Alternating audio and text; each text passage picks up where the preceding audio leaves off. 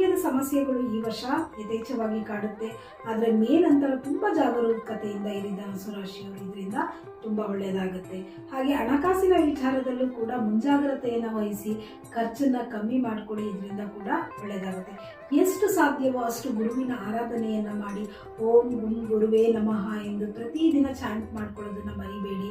ಗುರುವಿನ ದೇವಸ್ಥಾನಗಳಿಗೆ ಹೋಗಿ ತುಂಬ ಒಳ್ಳೆಯದಾಗುತ್ತೆ. ಹಾಗೆ ಶನೇಶ್ವರನಿಗೆ ಎಳ್ಳೆಣ್ಣೆಯನ್ನು ದಾನ ಮಾಡಿ, ಹಳದಿ ಮತ್ತು ಗೋಧಿಯನ್ನು ಕೂಡ ದಾನ ಮಾಡೋದ್ರಿಂದ ತುಂಬ ಒಳ್ಳೆಯದಾಗುತ್ತೆ. ಈ ಒಟ್ಟಾರೆಯಾಗಿ ಈ ವರ್ಷ ಮಿಶ್ರ ಫಲ ಧನುಸು ರಾಶಿಯವರಿಗೆ ಮೊದಲಾರ್ಧದ ಭಾಗ ತುಂಬ ಚೆನ್ನಾಗಿರ್ತದೆ, ನಂತರದ ಅರ್ಧ ಭಾಗ ಮಿಶ್ರ ಫಲವನ್ನು ಕೊಡುತ್ತದೆ. ಆದ್ದರಿಂದ ಎಷ್ಟು ಹುಷಾರಲ್ಲಿ ಇರಬೇಕು ನೀವು ಅಷ್ಟು ಹುಷಾರಾಗಿರಿ. ಒಟ್ಟಾರೆಯಾಗಿ ಈ ಧನುಸು ರಾಶಿಯವರು ಈ ವರ್ಷದಲ್ಲಿ ಸ್ವಲ್ಪ ಏರಿಳಿತಗಳನ್ನು ನೋಡ್ತಾರೆ. ಹಾಗೆ ನನ್ನ ಯೂಟ್ಯೂಬ್ ಚಾನಲ್ ಆದ ಆಸ್ಟ್ರೋ ತಾರಿಣಿ ಹೋಲಿಸ್ಟಿಕ್ ಸೆಂಟರ್ನ ನೀವೆಲ್ಲರೂ ಕೂಡ ಸಬ್ಸ್ಕ್ರೈಬ್ ಮಾಡಿ, ಹಾಗೆ ಬೆಲ್ ಐಕಾನ್ನ ಪ್ರೆಸ್ ಮಾಡೋದನ್ನು ಮಿಸ್ ಮಾಡಬೇಡಿ. ಯಾರ್ಯಾರಿಗೆ ಈ ವಿಡಿಯೋದ ಅವಶ್ಯಕತೆ ಇದೆ ಅವ್ರಿಗೆಲ್ಲರಿಗೂ ಕೂಡ ಶೇರ್ನ ಮಾಡಿ. ಧನ್ಯವಾದಗಳು.